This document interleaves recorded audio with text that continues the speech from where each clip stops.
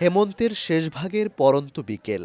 ব্রহ্মপুত্র নদের পাড়ে চুলায় গরম তেলে নানান জাতের বড়া ভাজছেন ৫০ ঊর্ধ্ব শিরিন বেগম। তার পাশেই চা বিক্রি করছেন রোমানা আক্তার নামে আরেক নারী।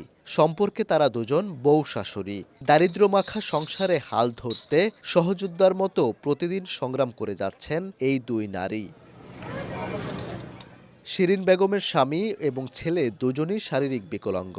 টানাপোড়েনের সংসারে তাই উপায় না পেয়ে শিরিন বেগম ও তার ছেলের স্ত্রী রোমানা আক্তার উপার্জনের আশায় নেমেছেন রাস্তায়। পরিবারের সদস্য বেশি, কিন্তু উপার্জনক্ষম মানুষ কম। ফলে বাধ্য হয়েই জীবিকার সন্ধানে নেমে পড়েছেন তারা।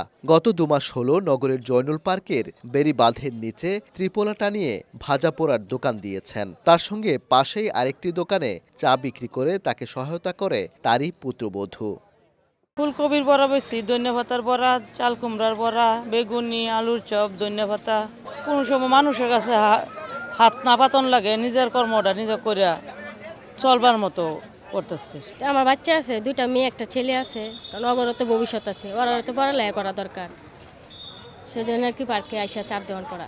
ব্রহ্মপুত্রের পাড়ে আড্ডা দিতে দিতে চা আর গরম গরম মুখরোচক খাবার খেতে প্রতিদিনই এখানে ভিড় করেন তরুণ তরুণীরা। সংসারে সবার মুখে হাসি ফোটাতে বউ শাশুড়ির এমন সংগ্রামকে প্রেরণা হিসেবে দেখছেন তারা। বউ শাশুড়ির মধ্যে একটা বন্ধন সৃষ্টি করে, ঠিক আছে, তাদের ভিতরে মহব্বত সৃষ্টি হচ্ছে এবং তার যে পারিবারিক যে অসচ্ছলতা এটা সে পূরণ করতে পারতেছে। মিল আছে বলে এটা সম্ভব হচ্ছে, নয়তো বা এটা হতো না।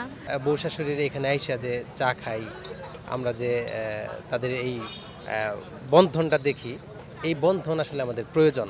বন্ধু বান্ধবদের সাথে এখানে বসে আড্ডা দেই, ওনাদের এখান থেকে চা খাই, অনেক ভালো।